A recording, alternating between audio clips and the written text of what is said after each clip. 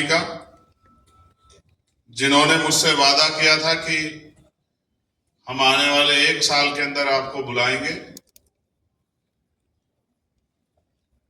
और इस 1 साल में हम एक बहुत अच्छा कैडर वहां तैयार करेंगे, जो कि आज यहां दिख भी रहा है। मैं धन्यवाद करूंगा रवि राम जी का, वासुदेव बोध जी का, कन्हई दास जी का, नरेंद्र चौहान जी का, सूरज जाटव जी का, गुलाम जाहिद जी का, अरिता देवी जी का, खुशीदास जी का। संचालन कर रहे थे बीके दास जी का, और भीम आर्मी के राष्ट्रीय महासचिव भाई कमल सिंह वालिया जी का भी मैं आभार प्रकट करूंगा, जो लंबे समय से यहाँ अपनी सेवाएं दे रहे हैं। और मैं आप सबका भी बहुत बहुत धन्यवाद करूंगा, जो अपना काम छोड़ के जरूरी कामों से समय निकालकर और मुझे सुनने के लिए और इस मोमेंट में मेरी गैर मौजूदगी में यहाँ बंगाल में अपना योगदान दे रहे हैं। आप सबका जो मेरे सामने बैठे, मैं आपका बहुत बहुत धन्यवाद करता हूँ। मिशन 78 की अपनी टीम का, भारती जी का और उनके सभी साथियों का भी धन्यवाद करता हूं कि वो भी अपना काम बहुत जिम्मेदारी से निभा रहे हैं। सम्मानित साथियों, अपनी बात को शुरू करते हुए मैं भगवान बुद्ध से लेकर संत श्रोमणी सद्गुरु रविदास जी महाराज, भगवान वाल्मीकि महाराज, गुरु नानक देव, संत कबीर, नारायणा गुरु, गुरु घासीदास, संत गाडगे जी महाराज और गुलाम भारत में राष्ट्रपिता ज्योतिबा फूले, छत्रपति साहू जी महाराज, विश्वरत्न डॉक्टर बाबा साहब अम्बेडकर, महामना रामसुख वर्मा, बाबू जगदेव प्रसाद कुशवाहा, मान्यवर कपूरी ठाकुर, संतराम बी ए प्रजापति, मान्यवर दीना भाना वाल्मीकि और मान्यवर साहब श्री काशीराम जी को भी नमन करता हूं। और कैडर में साहब हरिचंद ठाकुर साहब और गुरुचंद ठाकुर साहब का भी जिक्र किया करते थे, जिन्होंने यहाँ इस आंदोलन को चलाने का काम किया, समाज को जागरूक करने का काम किया। उन महान पुरुषों को भी मैं नमन करता हूं। और आज एक तस्वीर मेरे हाथ में दी गई थी, नहीं भी है, उन लोगों के रोजगार के बारे में सोचा होता तो शायद आज इतना बड़े पैमाने पर अन्य अन्य प्रदेशों में हमारे बंगाल के भाइयों का पलायन नहीं होता। और अगर उनका पलायन नहीं होता तो कोई उनको बांग्लादेशी के नाम पर उनका शोषण नहीं कर पाता और उनका अपमान भी नहीं कर पाता। अपने ही देश में उनको हिंसा का शिकार नहीं होना पड़ता। हालांकि मैं ये सोचता था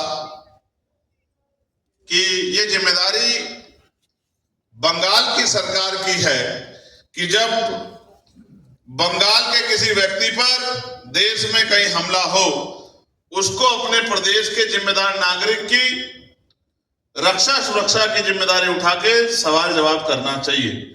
तो वो तो फेल हो गए हैं। मैं आपको विश्वास दिलाता हूं कि आने वाले समय में पार्लियामेंट के अंदर भी इस सवाल को जोर शोर से उठाकर हम केंद्र और राज्यों की सरकार से जवाब मांगने का काम करेंगे कि बंगाल के भाइयों के साथ देश में इस तरह की हिंसा क्यों हो रही।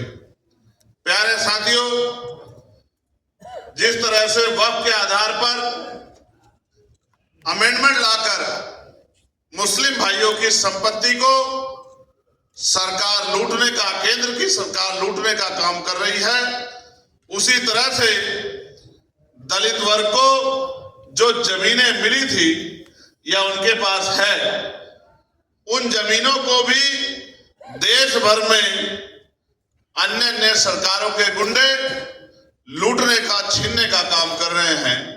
और सरकार को इससे कोई फर्क नहीं पड़ता है।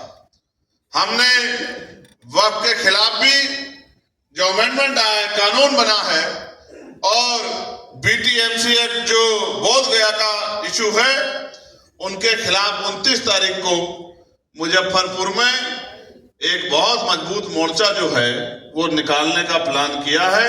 और मेरा विश्वास है कि 29 तारीख को आप नजर बना के रखना, बिहार के मुजफ्फरपुर में एक बहुत बड़ा मोर्चा निकलेगा और सरकार से जवाब मांगने का काम करेगा। प्यारे साथियों, कई और भी समस्याओं की तरफ मेरा ध्यान आकर्षित किया है, चाहे वो टीचरों की समस्या हो या अन्य भर्तियों की समस्या हो। लेकिन साथियों, ये समस्या तब तक रहेगी जब तक आपके हाथ में इस समस्या से निदान की पावर नहीं रहेगी। ये लोकतंत्र है और लोकतंत्र में ये भोली भाली जनता, मैं इसको महान जनता भी कहता हूं, लेकिन ये भोली भाली भी बहुत है।